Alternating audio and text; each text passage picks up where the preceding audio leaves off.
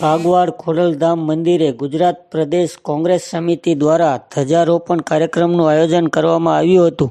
પ્રદેશ પ્રમુખ અમિત ચાવડા અને ગુજરાત પ્રભારી મુકુલ વાસનિકની આગેવાની હેઠળ કોંગ્રેસના શીર્ષક નેતૃત્વએ મા ખોડલના દર્શન કરી આશીર્વાદ લીધા હતા. આ મુલાકાત દરમિયાન ખોડલધામ ટ્રસ્ટ ચેરમેન નરેશ પટેલ પણ ઉપસ્થિત રહ્યા હતા.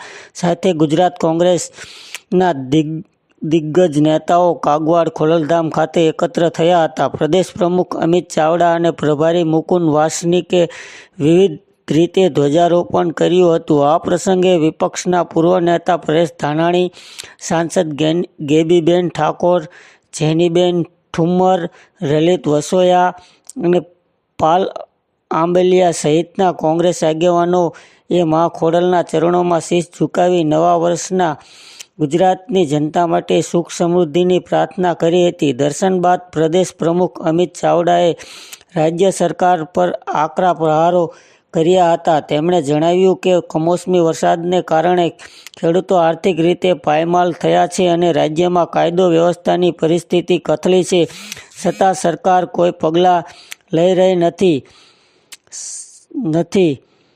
તેમણે કહ્યું કે વિપક્ષ તરીકે જનતાની લડાઈ લડવાની શક્તિ મળે તે માટે મા ખોડલને પ્રાર્થના કરી છે.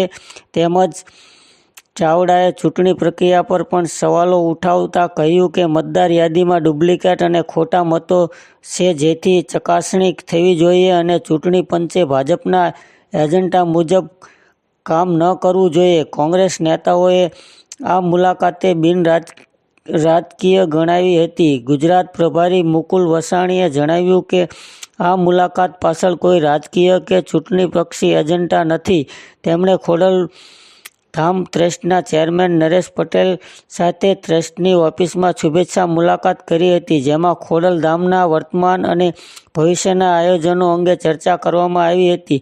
સાંસદ ગેબીબેન ઠાકોરે જણાવ્યું કે સૌરાષ્ટ્ર સંતો અને શૂરવીરોની ભૂમિ છે અને તેઓ સર્વે સમાજના ભાઈચારાની ભાવના માટે પ્રાર્થના કરવામાં તેમણે પણ વિપક્ષની ભૂમિકા મજબૂતાઈથી ભજવવા માટે મા ખોડલના આશીર્વાદ માંગ્યા.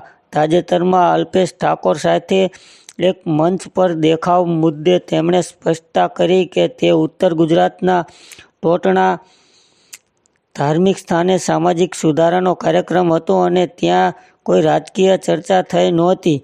વધારે સમાચાર જોવા માટે અમારી ચેનલને લાઇક, શેર અને સબસ્ક્રાઇબ કરો.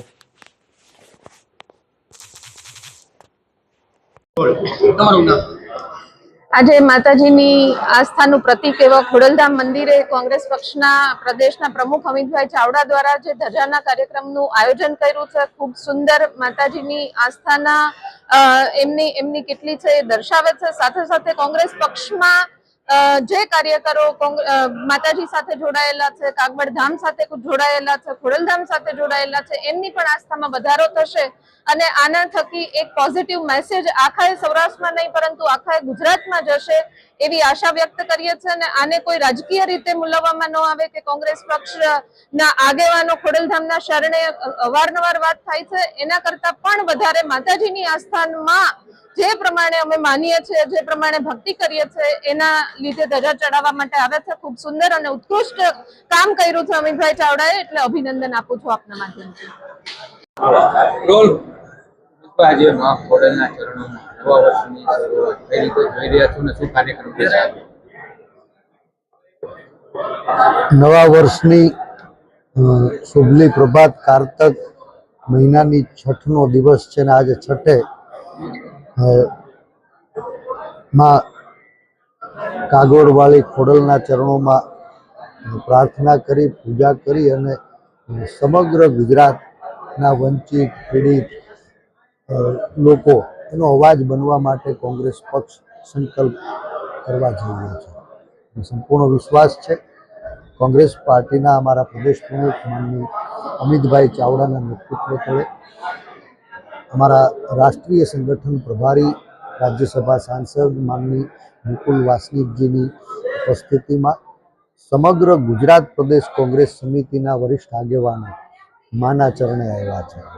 નવા વર્ષે માના ચરણોમાં પૂજન કરશું, અર્ચન કરશું, વંદન કરશું અને મા ખોડલ ભવાની અમને સૌને પ્રજાની પીડાનો અવાજ બનવા માટે થઈને શક્તિ આપે એવી પ્રાર્થના કરશે. અત્યારે કોર કમિટીની પણ અહીંયા બેઠક છે, શું બેઠક છે અને એમાં શું નક્કી થશે? મારી જાણમાં નથી. અહીંયા માત્ર મા ખોડલની પૂજા અર્ચના અને વંદનનો કાર્યક્રમ છે, સંપૂર્ણ ધાર્મિક કાર્યક્રમ છે અને મા ખોડલમાં આસ્થા રાખનારા સમગ્ર ગુજરાતભરના આગેવાન કાર્યકર્તાઓ માના ખોળે શીશ ઝુકાવવા માટે આવ્યા છે.